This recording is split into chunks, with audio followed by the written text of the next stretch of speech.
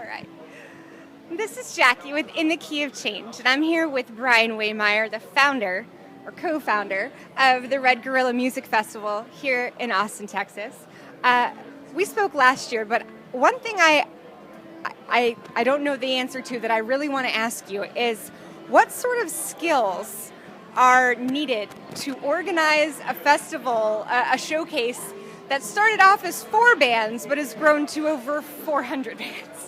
Well, it's been a really organic growth with this festival, so there are some organizational skills, of course, that are involved in it, but I have a great team of people who keep me organized. I'm not a very organized person usually, but I have a great team of people around me in the office that keep me organized, make sure that I'm listening to what I need to listen to, and it's just, the biggest challenge really is just making sure the bands are where they are, where they need to be, and that they know what equipment they need to bring. I'm sure rounding up all of those people is not an easy task.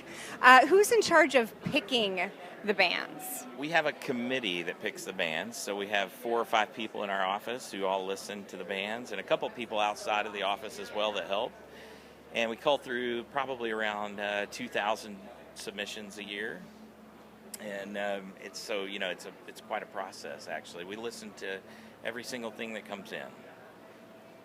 When do you start that process? We start that process typically the week after? Yeah, it really does. It really starts at typically the end of April, first part of May. We start the process, and it really heats up around September, mid-September.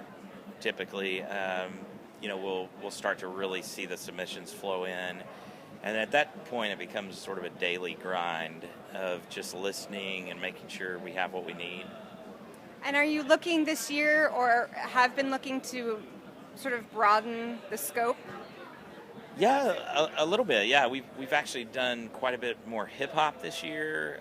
We've always prided ourselves on having multiple genres represented, but we stepped up our hip hop game a little bit this year, and we have some Americana music and some folk music, and obviously we were built on indie and funk and rock bands, so we've really kept that about ourselves, but we're definitely branching out further and further into other genres. Why is it important to help out these indie bands? I just think that they just need an outlet. A lot of these bands, especially at the level that we find them, a lot of these bands just don't know where to go. They don't know where to start or where to play. They just know that they need to start. And I traveled around to a lot of festivals around the country early in my career and found that the bands who were starting to really rise to the top were playing these types of events. They were playing D-Fest in Tulsa, or they were playing Monolith at Red Rocks, or these developmental sort of festivals. And so it became really important for me to have that type of event where we could expose newer artists and really help them build. Why is it important that also the concert's free? It's really important to us because we started this event to sort of give back 6th Street to Austin, and do free events for the local people. Now it's turned into much more than that, obviously, but it's been really 2 things have been our main goal. One is to keep it free and open to the public, so we have no events that require any type of pass or VIP pass or anything like that. And the other thing is just because we want as many people to see these bands as possible. Every one of these artists is making new fans, and we don't want any barrier to that at all. So you've had some pretty big performances in the past. Macklemore, Kendrick Lamar, Cage the Elephant. This year you announced The Color of London, Lara Johnston, Robert Fortune Band, Jeffrey James, Johnny Gray, Fritz Montana. Any surprises this year? We have a couple bigger artists. We have Nappy Roots playing a couple times this year. We will have a pretty big surprise artist on the Blind Pig stage on Friday night. Unfortunately, I can't make mention of that just yet. I know who it is too. I'm not telling. I wish I could go. I'm really jealous. But it's going to be awesome. It's going to be good.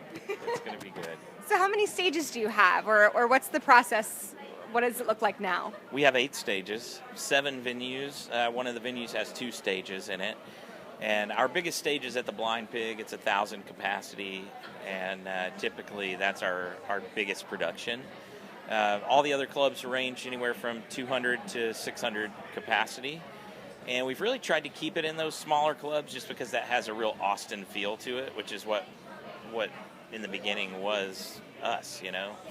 So we've tried to keep that club feel about us, and I think we'll continue that. We may grow into a few more clubs, but we want to keep the rock and roll club feel, that dirty, you know, bar band gig. And the bands love it.